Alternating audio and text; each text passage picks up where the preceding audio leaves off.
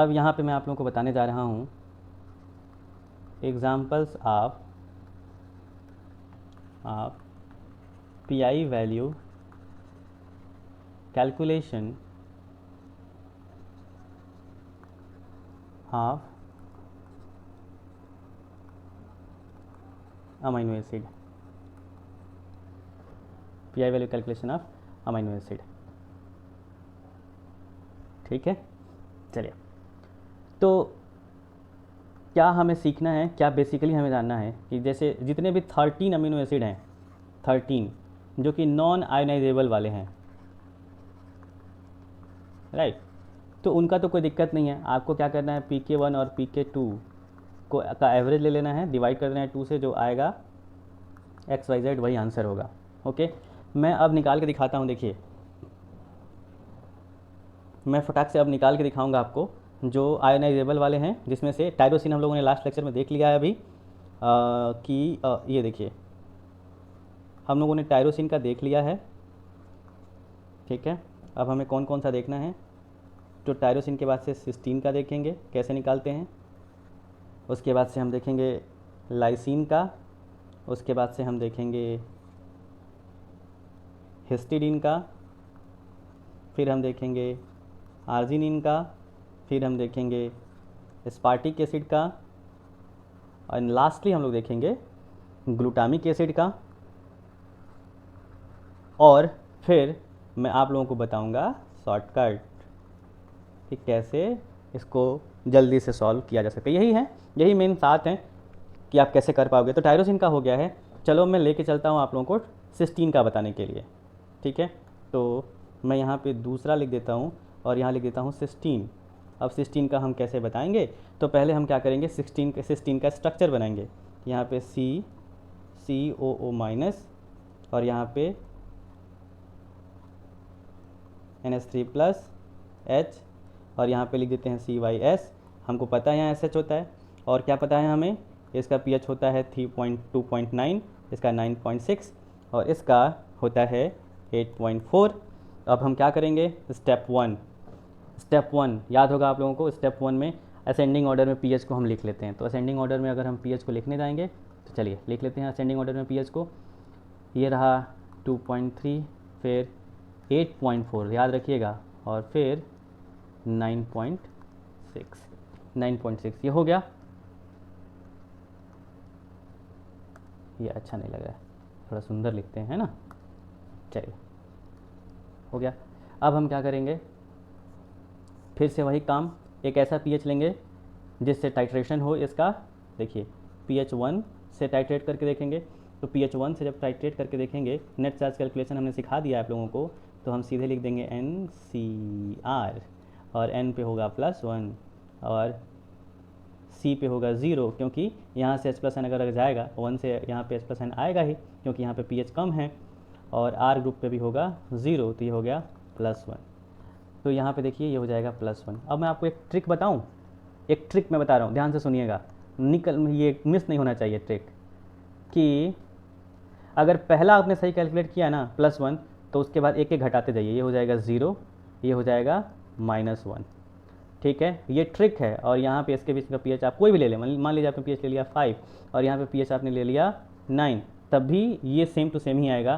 कैसे, कि अगर हम pH 5 से कैलकुलेट करते हैं तो pH 5 पे हम लिखेंगे NCr, यहाँ पे +1, यहाँ पे -1, और इसका pH 5 से यहाँ पे H+N जाएगा, तो ये हो जाएगा 0, प्लस माइनस कैंसिल, ये हो जाएगा 0। तो देखिए 0 आ गया कि नहीं।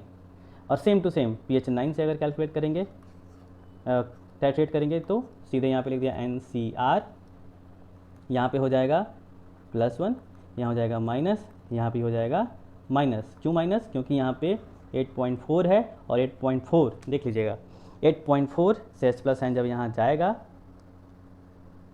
सोल्यूशन में, ठीक है, ये याद रखिएगा, ये हमारा यहाँ पे सोल्यूशन है, सोल्यूशन को भूल मत जाइएगा, ये रहा। ठीक है, हमारा बीकर हर जगह काम आएगा। तो देखिए यहाँ पे ये सेम टू सेम कंडीशन है, और यहाँ पे प्लस माइनस कैंसिल, -1, तो आया ना -1।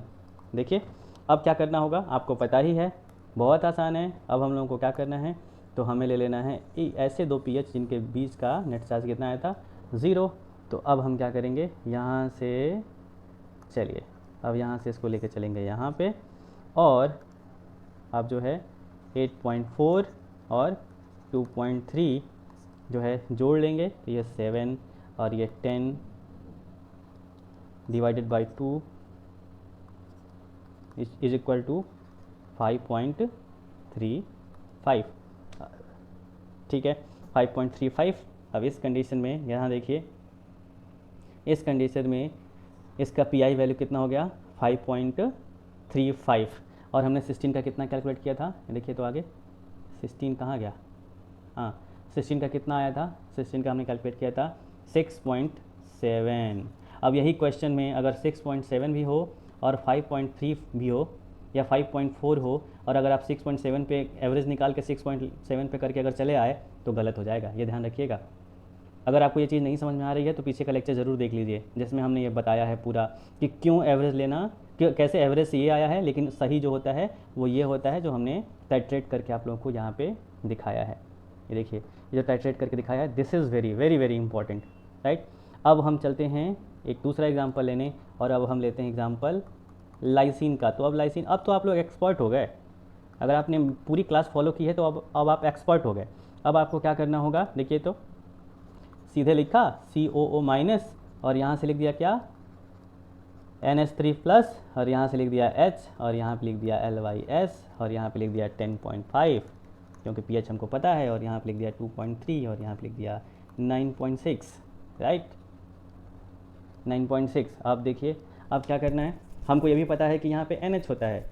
अब स्टेप 1 कौन बताएगा, चलिए उधर से आप लोग बेल आइकॉन प्रेस करिए, मैं बात करूँगा और आप ही लोगों से सॉल्व करवाऊँगा। जो भी क्लास कर रहा है बेल आइकॉन प्रेस करिए, मैं आप ही लोगों से सॉल्व करवाऊँगा। ओके, सो यस, अक्षरा और दीक्षा है ना? Yes sir.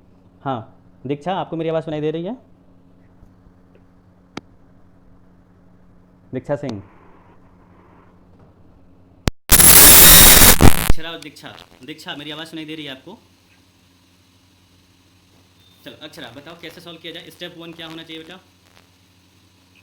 सर पहले सारे पेज को असेंडिंग ऑर्डर में अरेंज करेंगे। असेंडिंग ऑर्डर में अरेंज करने का मतलब क्या करें, सबसे पहले क्या लिखें यहाँ पे? 2.3, वेरी गुड, 2.3, फिर 9.6, 9.6, हाँ फिर 10.5, 10.5, वेरी गुड। अब क्या करना चाहिए? फिर pH 1 पर कैलकुलेट करेंगे। क्यों pH 1 ही लेंगे, क्यों pH 1 ही लेंगे? क्योंकि हमें उस 2.3 से कम लेना होगा। हाँ बिल्कुल सही, बिल्कुल सही। क्यों क्यों डर रही हो, बिल्कुल सही तो बता रही हो। अक्षरा पूरी क्लास कर लो, उसके बाद से आप किसी को ज़मीन पे भी पढ़ा दोगे ये टॉपिक, ये मुझे पूरा पता है ना? ओके यस हाँ, सर। तो अब pH 1 पे, दीक्षा मेरी आवाज़ आ रही है आपको?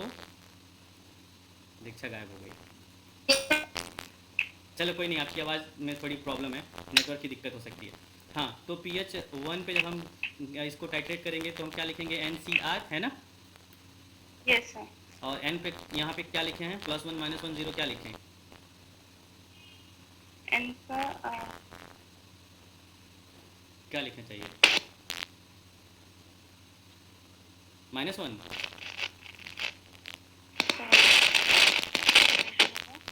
क्या हुआ? +1 होगा सर। +1 होगा, क्यों +1 होगा? सर क्योंकि N टर्मिनल का प्रोटोनेशन हो रहा है ना। क्यों प्रोटोनेशन होगा? एकदम सही बता रहे हो, गलत नहीं बता रहे हो। अब बताओ क्यों प्रोटोनेशन होगा? pH 1 पे उसको कैलकुलेट करेंगे तो 9.6 का प्रोटोनेशन होगा। यानी कि यहाँ पे मान लो हमने एक तक दिया, ये वाला बीकर, ठीक है, यस सर।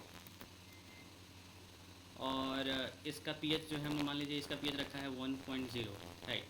तो अब यहाँ पे क्यों प्लस आएगा? क्योंकि 1 pH वाला जो सॉल्यूशन है वहाँ से हाइड्रोजन रिलीज यहाँ जाएगा, क्यों यहाँ से यहाँ जाएगा, क्यों N से सोल्यूशन नहीं आ सकता?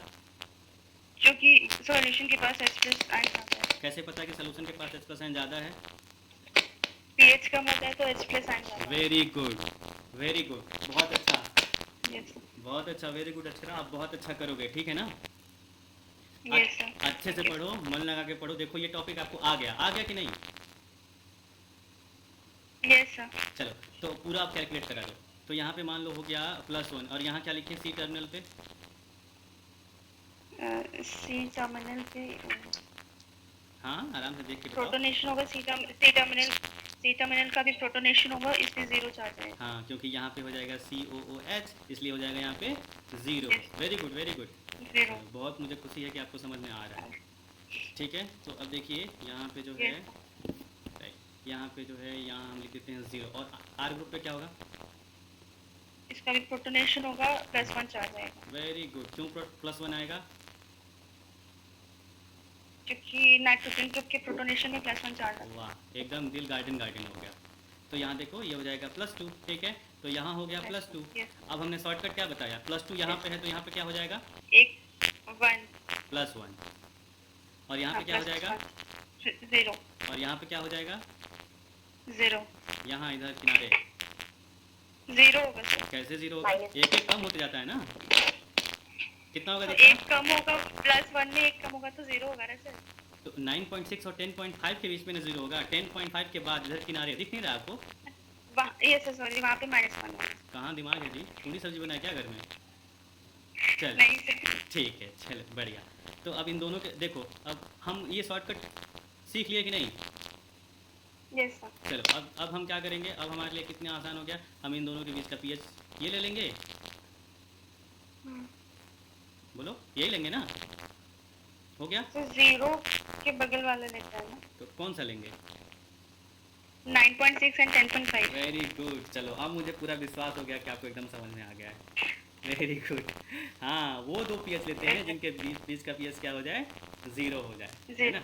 हाँ, तो अब यहाँ देखिए, अब हम यहाँ पे क्या ले लेंगे, 9.6 और यहाँ पे 10.5, और दोनों को ऐड कर देंगे तो 11, और ये देखिए, और डिवाइड कर देंगे तो ये हो जाएगा 10.05, 0.05। ठीक है ना। अब यानी 10.05 पे अगर हम कैलकुलेट करेंगे तो नेट चार्ज देखो 0 आएगा ही।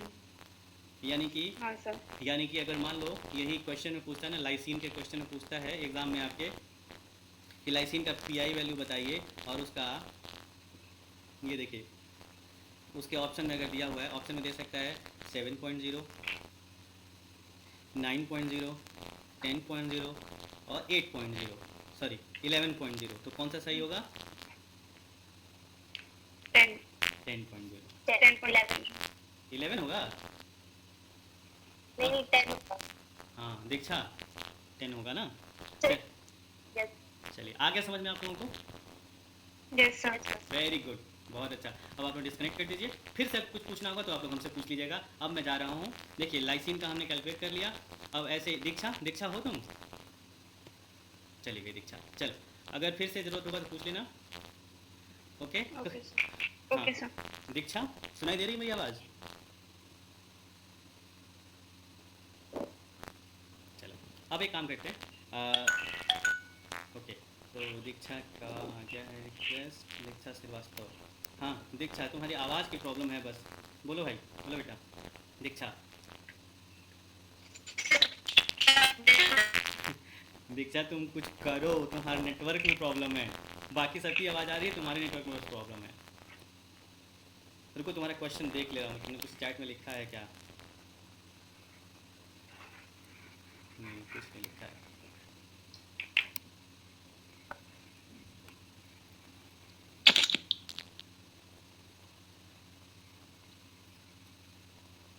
हो गया। दीक्षा श्रीवास्तव, आप कट कर दीजिए उधर से। क्या हुआ दीक्षा, आप उधर से कट कर दीजिए।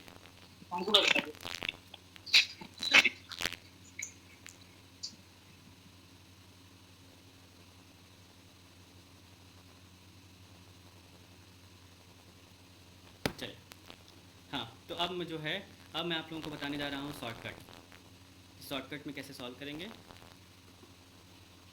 शॉर्टकट तरीका क्या है सॉल्व करने का। ठीक, शॉर्टकट क्या है शॉर्टकट में हम क्या देखते हैं, देखिए हम देखेंगे कि आर ग्रुप में ऑक्सीजन है कि सल्फर है, या आर ग्रुप में नाइट्रोजन है। देखिए नाइट्रोजन है, अगर ऑक्सीजन और सल्फर होगा, ऑक्सीजन और सल्फर होगा, समझ जाइएगा यहाँ से, अगर ऑक्सीजन और सल्फर होगा तो average of lower two pKas values, और अगर आर ग्रुप में नाइट्रोजन है तो average of upper two, upper यहाँ पे हमने लोअर लिखा है, यहाँ पे अपर टू पीके वैल्यूज़ ले लेंगे। जैसे मान लीजिए यहाँ से फटाक से मैं कैलकुलेट करके दिखाता हूँ। देखिए टाइरोसिन है और सिस्टीन है और एस्पार्टिक एसिड है और ग्लूटामिक एसिड है। इसमें लोअर 2p के वैल्यूज़ कौन सा होगा, एक होगा 9.6, एक होता है 2.3। इसका जो आएगा वही उसका पी वैल्यू हो जाएगा। सिस्टीन का क्या होगा 2.3 प्लस 8.4 डिवाइडेड बाई 2, यही हो जाएगा इसका पी वैल्यू। एस्पार्टिक एसिड का क्या हो जाएगा 2.3 प्लस 3.9, और जो एवरेज आएगा वही उसका पी वैल्यू हो जाएगा। ग्लूटामिक एसिड का क्या हो जाएगा 2.3 प्लस 4.0 डिवाइडेड बाई 2, वही इसका पी वैल्यू हो जाएगा, जो भी मतलब आएगा वही। देखिए हिस्टीडीन का क्या होगा कि हिस्टीडीन का 9.6 प्लस 6.04 डिवाइडेड अपर 2p के वैल्यू, जो आएगा वो आंसर हो जाएगा। आर्जिनिन का क्या होगा, तो आर्जिनिन का हो जाएगा 9.6 प्लस 12.5 डिवाइडेड बाई 2, और जो आएगा वो वही आंसर हो जाएगा। और फिर क्या बचता है लाइसिन, लाइसिन का क्या हो जाएगा 9.6 प्लस 10.5 डिवाइडेड बाई 2। ये शॉर्टकट है, याद रखिएगा, क्योंकि इन तीनों के आर ग्रुप में नाइट्रोजन है, इन तीनों के आर ग्रुप में नाइट्रोजन है, और नाइट्रोजन होने की वजह से जो है अपर 2p के वैल्यू लिया है। जैसे लाइसिन का देखिए, तो लाइसिन का अगर देखते हैं तो 6, 5, 11 और 9, 1, 10, यानी कि 20.1 बाई 2 इज इक्वल टू 10.05, और यही तो आया था। देखिए ऊपर जो हम लोगों ने कैलकुलेट किया है यही तो आया है ना। तो इस तरह से कोई भी क्वेश्चन अगर करना होगा तो आप लोग कर लेंगे। किसी को कोई प्रॉब्लम होगी तो हमसे पूछ सकता है। कोई भी ऐसा होगा जो आप लोग नहीं कर पाएँ, कोई भी ऐसा क्वेश्चन होगा जो आप लोग नहीं कर पाएँ, हर एक क्वेश्चन देख लीजिएगा, हर एक क्वेश्चन आप लोग कर लेंगे। पूरा हमने आपको ये बता दिया। अगर आपको लगता है किसी को भी कुछ पूछना है तो वो हमसे पूछ सकता है, मोस्ट वेलकम। ठीक, किसी को कोई दिक्कत? Hello everyone. In this period of lockdown, we being students are getting affected somewhere in our studies. But मुझे आप सभी से कुछ शेयर करना है। मैं इस लॉकडाउन के समय में एडुफोकस एजुकेशन ऑनलाइन क्लासेस के थ्रू अपनी स्टडी कर रही हूँ। Though have been never visited Edufocus education institute, लेकिन सिर्फ और सिर्फ एडुफोकस एजुकेशन ऐप के थ्रू मुझे काफ़ी ज़्यादा हेल्प मिल रही है। Specially I would like to thank Deepak sir, उनके online classes, discussion sessions and PPTs के जरिए मेरे काफ़ी सारे डाउट्स क्लियर हुए हैं। He's putting so much efforts in clearing the doubts of all the students. So thank you so much Deepak sir and EduFocus Education Institute for making my study even more easier by providing me all the kind of competitive study materials and basic study materials through your online mediums and apps. Thank you so much.